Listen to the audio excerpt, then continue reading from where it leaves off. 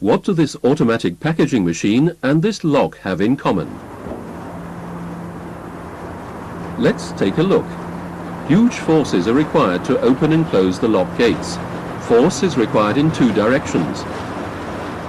Hydraulic drive is the right solution. The lock gates and the control room are far apart. This means that control signals have to be transmitted over a large distance. But a hydraulic pipe is not suitable for this. Electrical control signals, which travel via electrical cables, are the right solution here.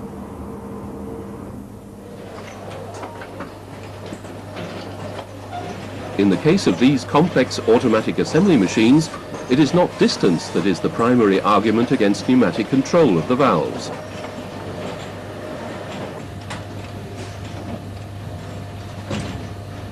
In this case, it is the many control functions required in order for the entire complex program to execute. Here too, electricity has been selected for signal transmission because it is simply more manageable.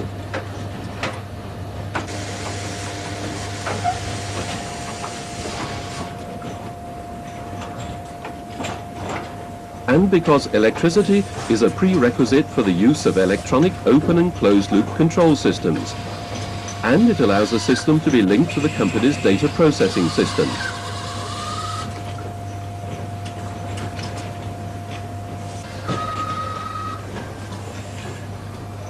In that case, why use pneumatics at all, if electricity is there anyway? Well, pneumatics drives allow linear motion to be achieved much more simply. And fast cylinder speeds can be achieved, resulting in short cycle times.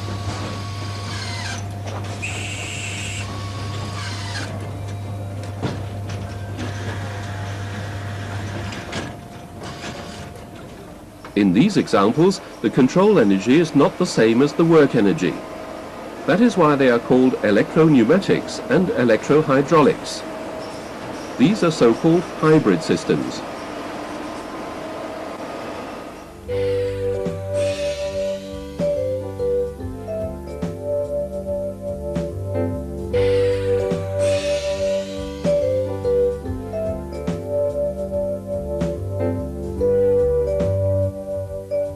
Let's take a look at the structure of circuits with different types of control. Here we have the manual operation of a directional control valve as a final control element. In the pneumatic control, there is a clear differentiation between the control part, left, and the power part, right. Here the signals are generated and logically associated in the pneumatic control part, and the final control element is pneumatically actuated. In a corresponding electropneumatic control, there are electrical signal elements in the control part. In this case, signal processing is not carried out by a special device, but by connection of the various signal elements in such a way as to produce the function. The directional control valve, or more accurately, the solenoid valve, is now actuated electrically. This type of control part can, of course, also be used to control the hydraulic power part. Then we have an electrohydraulic control.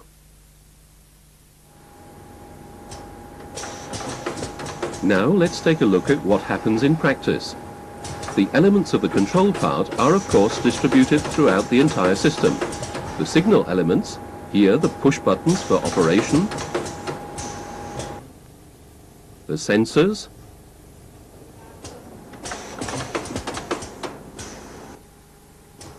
and the solenoid switches on the pneumatic cylinders send electrical signals to the machine controller. From there, the solenoid valves are controlled. So here we have the interface between the electrical signal part and the pneumatic control part.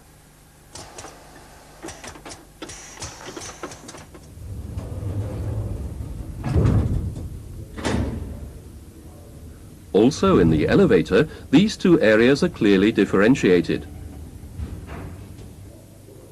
The controls in the elevator and on the door,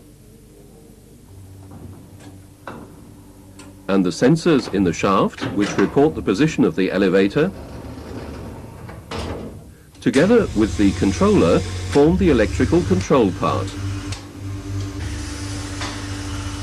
The solenoid valve is the interface to the power part, consisting of the power pack, the valve in its function as a final control element, and the hydraulic cylinder.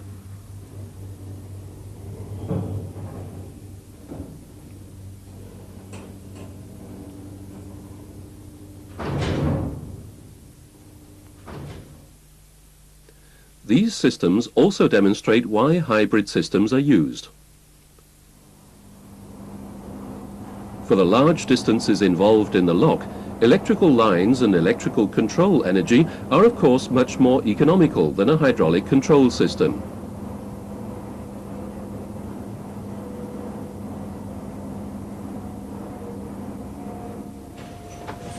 And in the case of complex machines like this automatic assembly machine, it is not only the many control lines and controllers that speak for an electrical control part. The logical association of this huge volume of signals is only feasible with an electronic controller. So here we have a complex example of an electropneumatic system. And in the case of the elevator, the power part requires huge forces, which is naturally not the case for the control part. So here too, a hybrid system is the right solution, electrohydraulics. Yet another advantage of a system with an electrical control part. If electricity is available at the machine anyway, monitoring elements and indicators such as buzzers and lamps can be cheaply and easily integrated.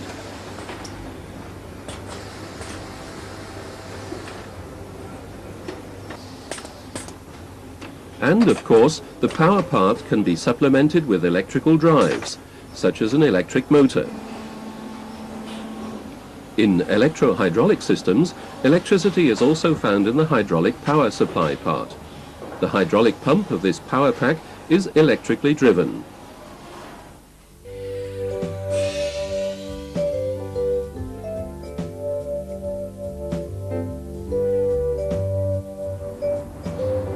Electricity. We take it for granted. We cannot imagine modern society without it. From the coffee machine to the computer, from the lamp to industrial plant, nothing works without electricity. But what is electricity? Let's make a comparison. In pneumatics, air is the source of energy. In hydraulics, it's oil.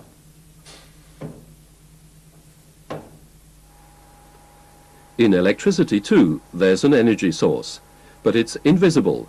It's called electrical current, or more precisely, the electron current. There are three terms that everyone knows that define an electric current: voltage, current, and resistance. Voltage has the symbol V and is measured in volts. A rating plate on all electrical devices indicates with which voltage the device is to be operated. The current has the symbol I and is measured in amperes. The rating plate also indicates how much current a motor consumes.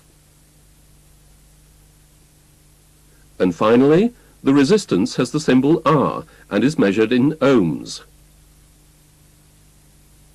This value indicates the resistance with which a load opposes current flow. These three variables are mutually dependent, and this can be expressed with a simple formula. V equals R times I. In other words, voltage is resistance times current. Or more practically, current equals voltage divided by resistance, because normally the voltage is given. And the whole thing has a name, Ohm's law. An experiment to demonstrate. The white lines indicate electrical lines. The voltage V is 24 volts. The lamp has a constant resistance of R, and as we see, a current of 84 milliamperes flows.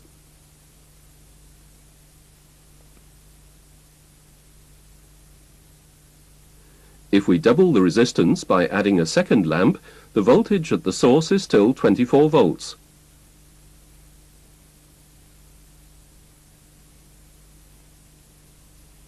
But the two loads connected in series have divided the current according to their resistance.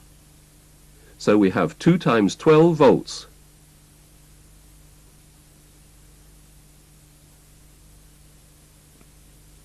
Because the current is also halved, namely to 41 milliamperes, the two lamps do not glow as brightly as the single lamp did. That is the disadvantage of this series circuit. As we can see, the parallel circuit is different. As each lamp is practically connected directly to the voltage source, the full voltage is applied to each load.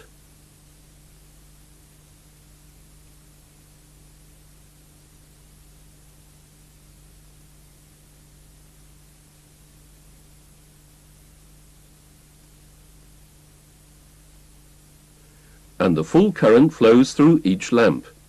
Both glow brightly, as did the single lamp at the beginning of the experiment. For this reason, loads in electrical systems are normally connected in parallel. We have already said several times that current flows, but why does it flow? From where to where? Let's take a rechargeable battery as a voltage source. It has two connections, or more correctly 2 poles, a minus pole and a plus pole. If we now connect a load to one pole, nothing happens. The lamp does not go on until we connect the other line to the second pole, because the current cannot flow until the circuit is closed. It does not matter how the lamp is connected. It goes on regardless of which way it is connected to the poles of the battery. The decisive thing is the potential difference between the poles. But why does the lamp illuminate, and why at different levels of brightness? Here too, Ohm's law provides the answer. The filament of the lamp has a resistance which we will assume to be constant. When a current of 12 volts is applied, a voltage of 41 milliamperes flows. Because of the frictional resistance, the filament is heated by the flow of electrons to such a degree that it begins to glow. If we increase the voltage to 24 volts, the current also doubles to 84 milliamperes. In other words, twice as many electrons are forced through the filament, and it gets even hotter. The lamp glows brighter. A word about electrical power. Here the same voltage is applied to both lamps, but one glows brighter than the other. The reason? Their power consumption is different. The less bright lamp is a 25-watt lamp, through which less current passes than through the brighter 60-watt lamp. The watt is the unit of measure for electrical power, and is the product of voltage times current. All electrical loads that work according to this principle and produce light and heat are called resistive loads. And here is a phenomenon that everyone knows, the short circuit. What happens exactly? If in an experiment we connect both poles of a voltage source directly, an extremely large current flows because there is no resistance. The result, extreme heat which leads to melting of the conductor or other damage.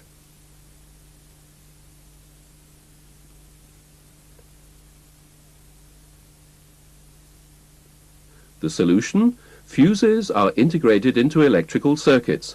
The fuse then interrupts the current flow and prevents further damage. So far, we have looked at two effects of electrical current, namely, light and heat.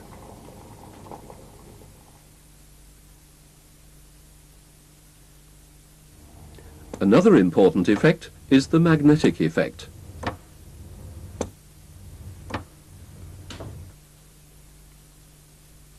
When a current flows through a conductor, it generates a magnetic field, the strength of which is proportional to the current. If the conductor is coiled, the magnetic field inside the coil is amplified considerably. Now, the strength of the magnetic field is dependent not only on the current, but also on the number of turns in the coil. The more turns, the stronger the magnetic field. If a soft iron core is inserted into this air core coil, the electromagnetic force is amplified considerably.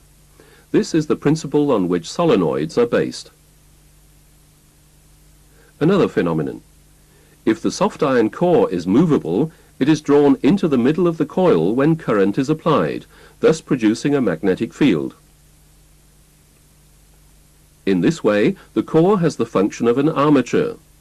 We will take a close look at this specific effect in the section on solenoid valves.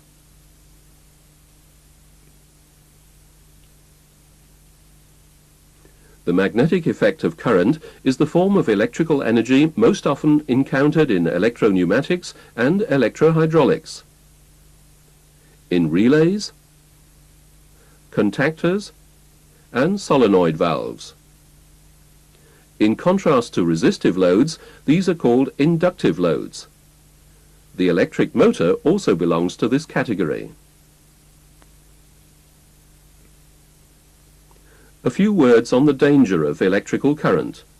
It is imperative that safety regulations be observed. Contact with live parts can be dangerous, even fatal. A short circuit can, as we have seen, have nasty consequences, a fire or a damaged cistern, for example. And then an important basic rule. Only authorized specialists should make changes to electrical systems, and, of course, only when it has been isolated from the power supply. Other protective measures. High voltage cables are laid in such a way that no contact with them is possible, or so that no voltage can jump across. And current carrying lines are insulated. And finally, low voltages are used wherever possible. That's all on the fundamentals of electropneumatics and electrohydraulics, in which various media, electrical current as the medium for control energy, and hydraulic oil or compressed air as the medium for actuation energy, complement each other ideally.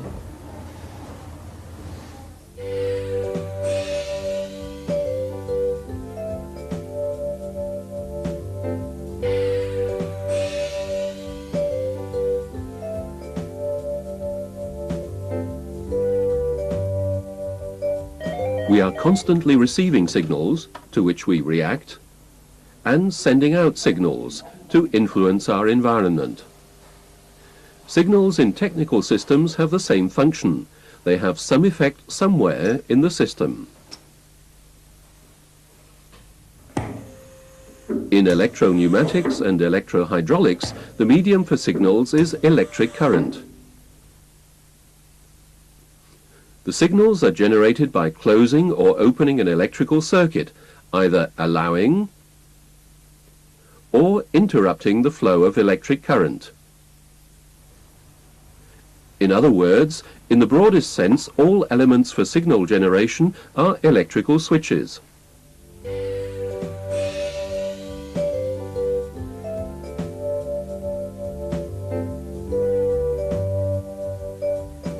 Electrical signals are triggered by an external influence on a switch. The basic components of a switch are the contacts.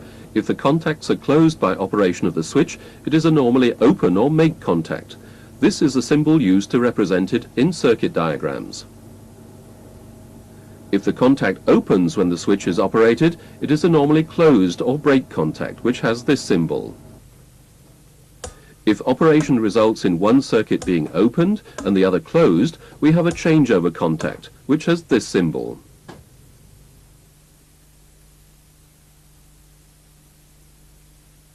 The many different types of actuation for switches give some idea of the wide range of signals they can generate.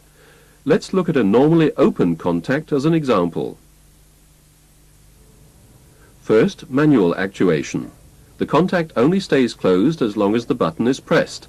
This is a push button, and this is the symbol for it. If the contact remains closed, it is a switch. This is shown in the symbol by a detent. The contact does not break until the switch is actuated again. This limit switch is an example for automatic mechanical signal generation. Here it is used for interrogating position. It automatically closes the circuit when the piston rod actuates the roller lever.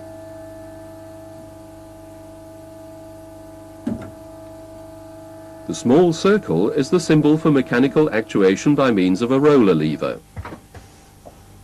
This proximity switch has a contact that is magnetically actuated. Its uses include position interrogation on pneumatic and hydraulic cylinders.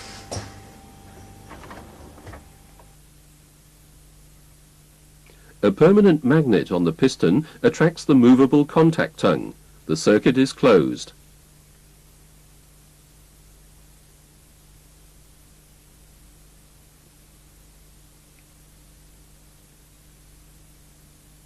Here too, a permanent magnet on the cylinder triggers a signal.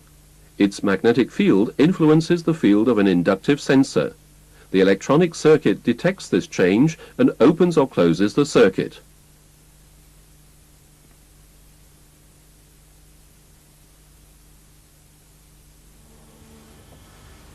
Inductive sensors are not only actuated by a magnetic field, they detect all electrically conductive materials that come within range. This property is used for non-contact position or status interrogation. Another non-contact proximity switch is the capacitive sensor. It detects non-conductive materials that enter and influence its electrical field. This change is analyzed and translated into a switching operation, that is, an electrical signal. And finally, light can trigger signals. In optical sensors, the interruption or reflection of a light beam is converted into an electrical signal.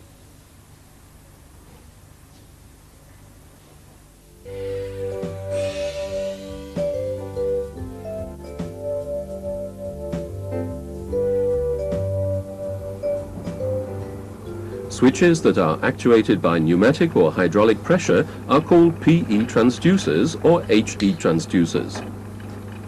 In this example, a diaphragm in the device actuates a micro switch when a preset value is reached. This results in an electrical signal. An example: the light is to go on when a certain pressure is reached.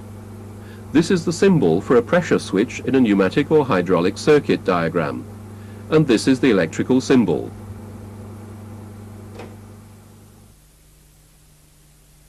And here is how it works. The pressure is exerted on a diaphragm or a piston.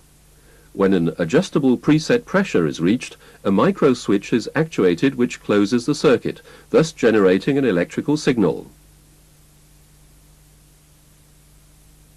If the pressure drops, the switch automatically opens again at a certain pressure.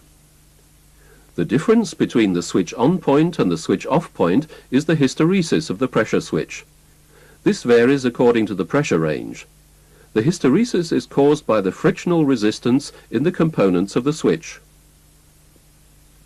It is important to know the hysteresis of a switch because it switches at different points for rising or falling pressure.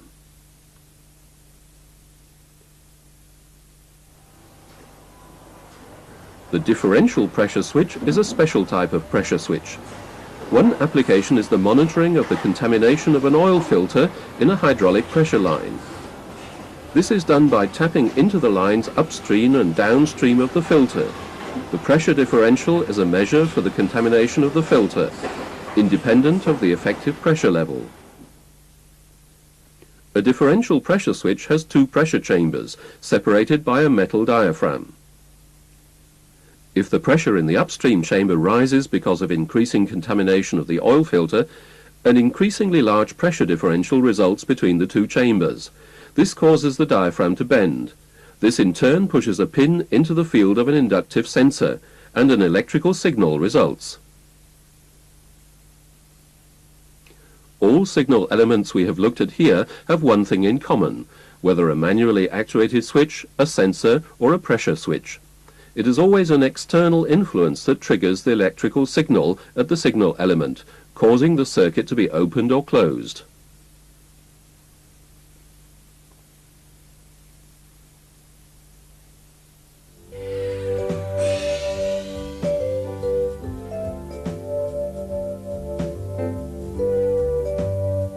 Electromechanical signal processing is primarily undertaken by relays or contactors. The relay consists of the coil, the magnet core, the armature with the contacts. When a current flows through the coil, a magnetic field is produced and the armature picks up. The relay switches. A contactor works according to the same principle, but it is designed to switch power circuits. Back to the relay. How the relay processes the control signal depends on the type of contacts and how these are connected. Relays can be equipped with several contacts, normally changeover contacts. This means that one control signal can cause several circuits to be opened or closed simultaneously. Here, for example, the relay is connected in such a way that it has one normally open, one normally closed, and one changeover contact, although the relay actually has 3 changeover contacts.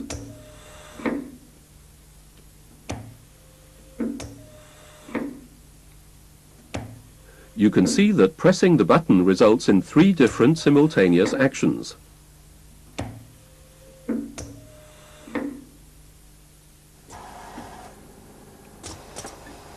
In pneumatics, solenoids of 0.5 to 12 watts are used. In hydraulics, solenoids range from 12 to 50 watts. As a result, valves have to be controlled indirectly via relays.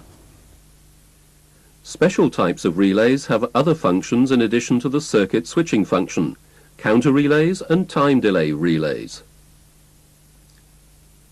This pickup delay relay does not switch until the control signal has been present for a preset time. This time is adjustable. The elevator door is an example. When it is closed and the door contact gives a signal, there is a pause before the elevator is set in motion. The dropout delay relay works the other way round. When the control voltage in the coil is interrupted, there is a pause before the relay drops out. Here's one in a car. The door contact interrupts the control circuit, and the light goes out after a short pause. Counter relays switch circuits when a certain number of counter pulses has been reached. This number can of course be set. They are used, for example, when a step is to be repeated a number of times before the next step is started. The hydraulic cylinder is not to be actuated until the pneumatic cylinder has extended and retracted 3 times. Here the relay counts the pulses from the cylinder limit switch. The relay does not switch the solenoid valve for the other cylinder until the preset number of pulses has been reached.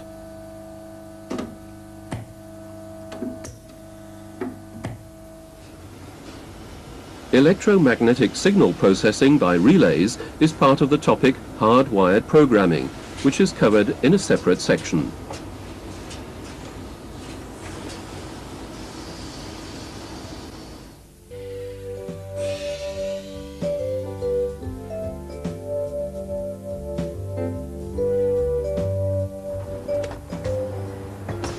In electropneumatic and electrohydraulic systems, the electrical signals in the control part have to be converted into actions by the pneumatic or hydraulic power part.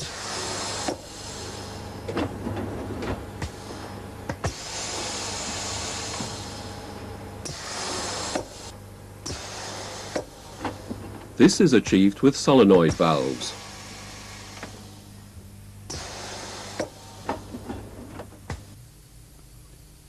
In their function as final control elements, they are no different to normal pneumatic or hydraulic directional control or way valves. The difference is the way they are actuated. Solenoid valves are electrically controlled, so this is a so-called electropneumatic transducer. An electrical signal brings about a pneumatic action.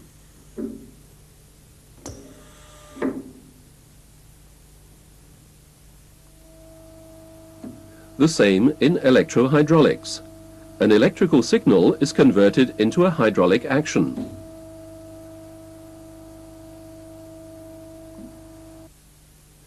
This hydraulic 4-stroke two-way valve clearly demonstrates the function of a solenoid valve. Switching from the initial position takes place as follows. On one side of the valve is a solenoid. Its core acts as an armature, exerting a force on the control piston of the valve. If the coil is energized, an electromagnetic field is produced. The armature is pulled against a spring to the middle of the coil. As a result, it pushes the control piston of the valve into the other switch position. The valve remains in this position as long as the electrical signal is present. When the current is interrupted, the magnetic field, and therefore the magnetic force, collapse. The return spring pushes the control piston and the armature back into the initial position.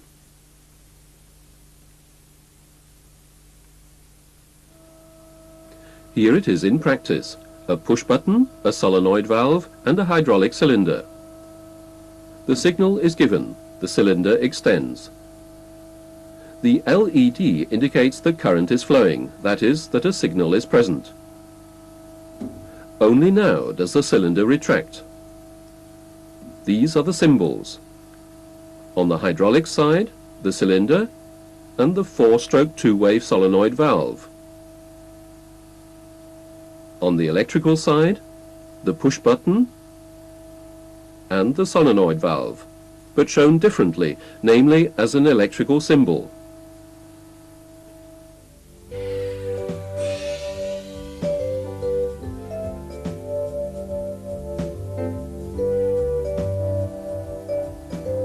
As we have seen, in this circuit the directional control valve remains switched as long as the electrical signal is present. Not the case here. A short switching pulse is sufficient to switch the valve, causing the cylinder to extend. Nothing else happens, so in a sense the signal is stored. The valve does not switch back, causing the cylinder to retract until a counteracting pulse energizes the other coil. Then the valve switches back and the cylinder retracts.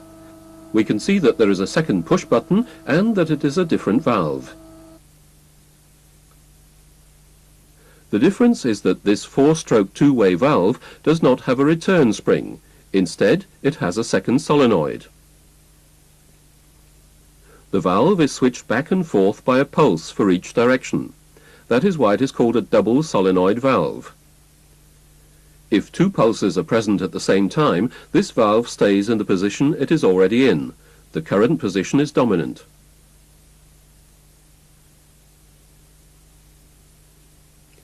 In hydraulic valves, the oil stream can result in considerable lateral forces that could change the position of the control piston. This is prevented by mechanical detenting of the switch position.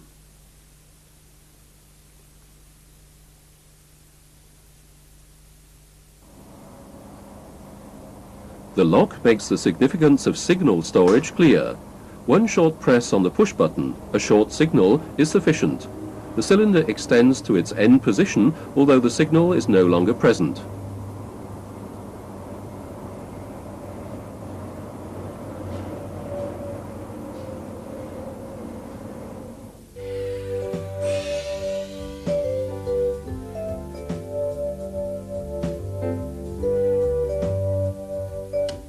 Switching of directional control valves means overcoming spring forces, friction, lateral forces, and seating thrust. This requires solenoids with sufficient power. And to ensure safe functioning of the solenoid, the heat generated by the coil has to be limited. The solution: the solenoids used are kept as small as possible. In order to nonetheless achieve the required force for switching large directional control valves, the energy of the compressed air or hydraulic oil is used to switch the valve. This process is called pilot control.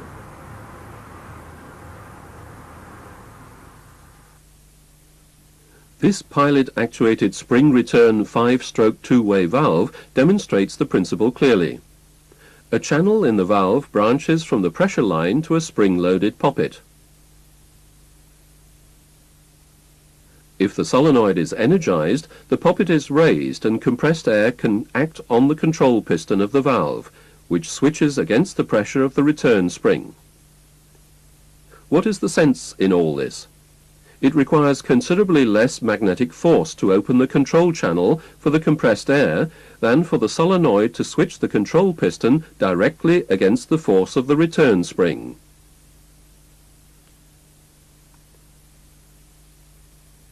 Pilot-actuated double solenoid valves are also used.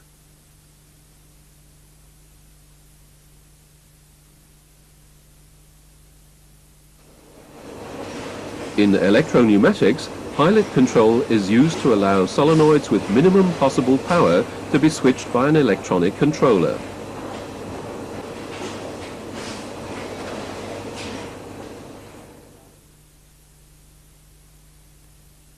In electrohydraulics, only larger directional control valves are pilot actuated, and these are driven electrically via a relay or contactor.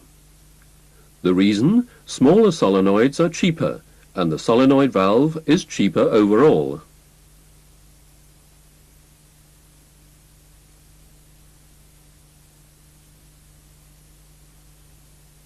There are two types of pilot control. The pilot valve switches the power valve either with the aid of the normal working pressure or the hydraulic oil, or with a separate lower pressure that is supplied via a different port. The latter method results in smoother switching of the directional control valve.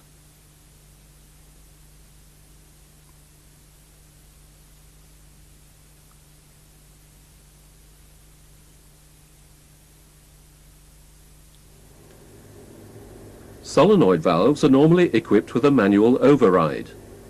This allows the valve to be switched not only by the control signal, but also manually. Here, a screwdriver is being used. The manual override is used during setup of the system or for testing the function of the valve.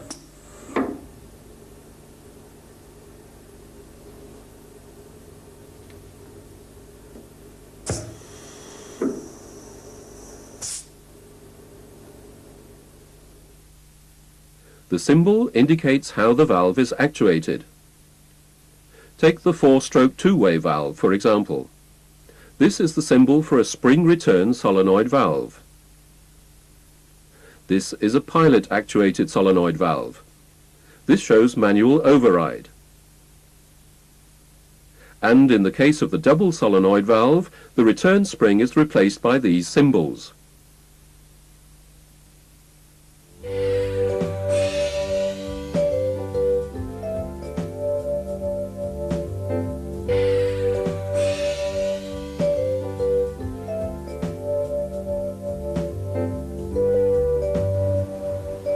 The design and function of all industrial systems and machines are documented in circuit diagrams. This is essential for installation, maintenance and repair. In electropneumatics and electrohydraulics, two circuit diagrams are used. One for the pneumatic or hydraulic part, and one for the electrical part. The function of this electropneumatic slide unit is simple. When the optical sensor signals that 5 packages are present, the piston extends. When it reaches the extended position, the valve is reversed and the piston retracts. As only one condition needs to be fulfilled for each action, the valve can be directly controlled by the signal element.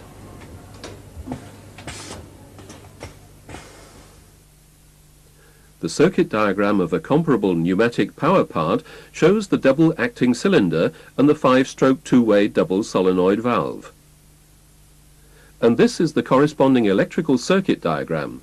You can see two 24-volt circuits.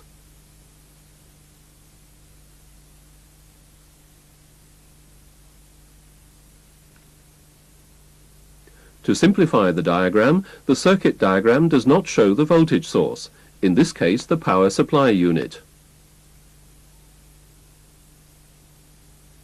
If push button S1 is pressed, coil Y1 is energized. This switches the valve and the cylinder extends. In its forward end position, the piston actuates the limit switch S2. This closes another circuit, energizing coil Y2, reversing the valve. The cylinder retracts. When the valve is directly controlled in this way, control circuit and power circuit are identical. This diagram shows indirect control of a valve via a relay. When in the first circuit contact S1 of the push button closes, the coil of relay K1 is energized and contact K1 in circuit 3 is closed. Coil Y1 is energized and actuates the valve. The cylinder extends and actuates limit switch S2 when it reaches its forward end position.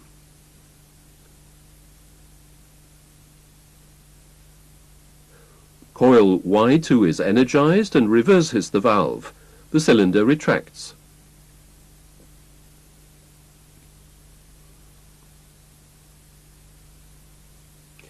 If an optical indication is desired that the signal for extension has been given, a second normally open contact of the relay is used. The indicator lamp is switched on by the second contact K1. The individual elements are given designations for identification.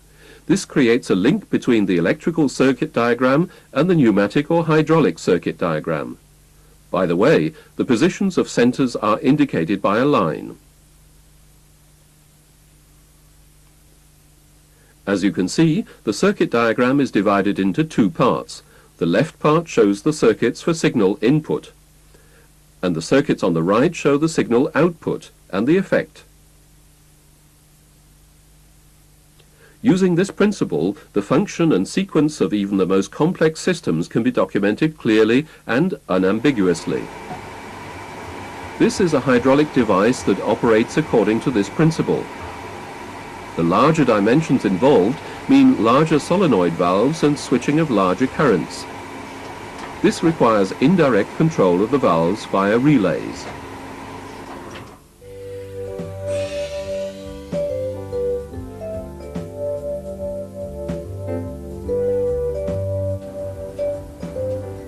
Hardwired controllers are systems in which the sequence and the functions are determined by appropriate fixed wiring of the individual elements of the control part. Electrical lines are primarily conductors for electric current, but the arrangement of the various elements and the way they are connected determines the function of the system. Changing the program sequence requires a change to the wiring.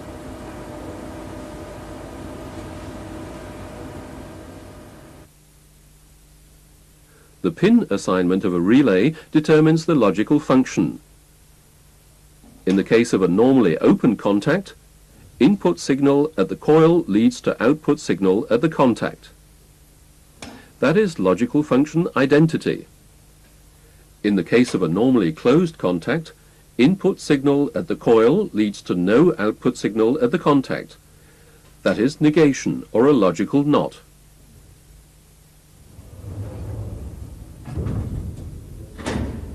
In this elevator, we can see hardwired logical associations for the control of the hydraulic power part.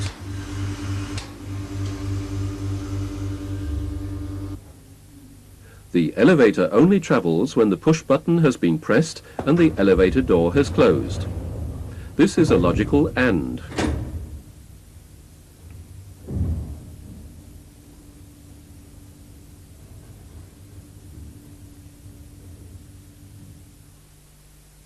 And this is how it is shown in the circuit diagram.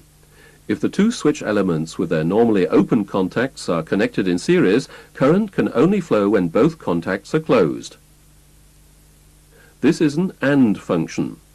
Push button and door contact. This is another logical association. The elevator can be set in motion from inside or from outside. The circuit diagram again has two normally open contacts, but this time they are connected in parallel. It is sufficient from one or the other to be closed in order for current to flow. This is a logical OR.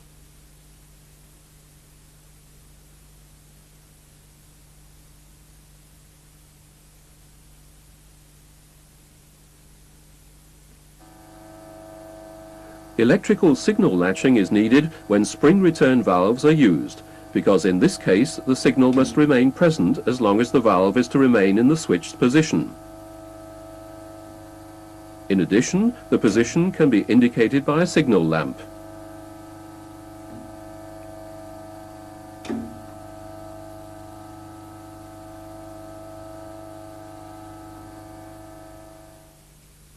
This requirement can easily be met with a self-latching relay.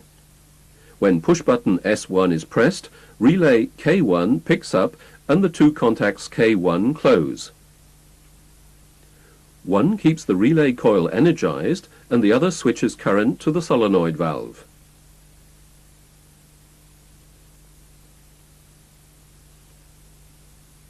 This means that the relay remains in this position, even if contact S1 is opened, until S2 is opened. If S1 and S2 are actuated simultaneously, the relay coil remains energized. This is called a dominant on latch.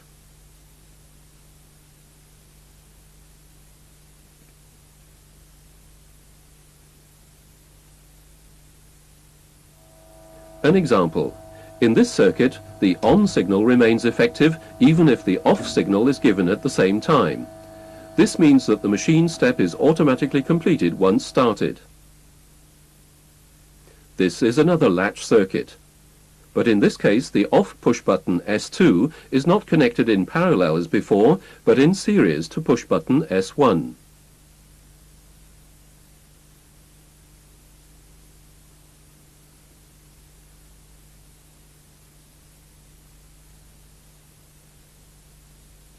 This means that the circuit is interrupted if S2 is pressed, regardless of the position of S1. This is called a dominant off latch.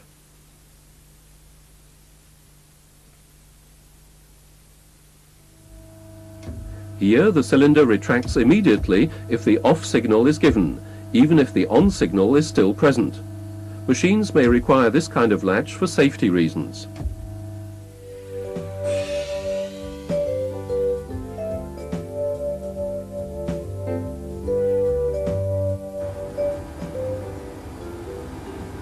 The function of the wiring of this hard-wired machine can also be undertaken by a programmable logic controller, or PLC. In this case, the logical association and processing of signals takes place here.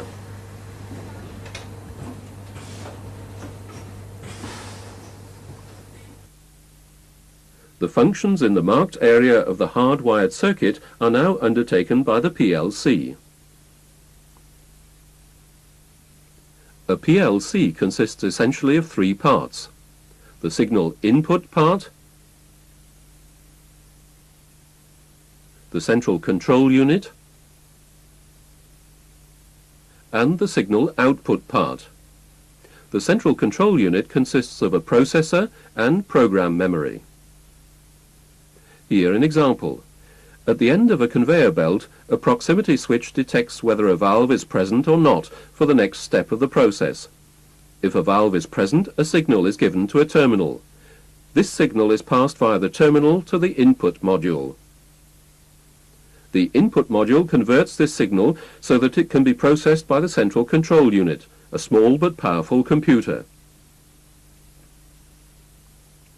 In the central control unit, the signal is processed by a stored program, and an output signal results, which is passed to the output module. There it is amplified and conditioned, and then passed via a terminal to the solenoid valve. This switches and causes the cylinder to extend, so that the gripper can pick the valve from the conveyor belt.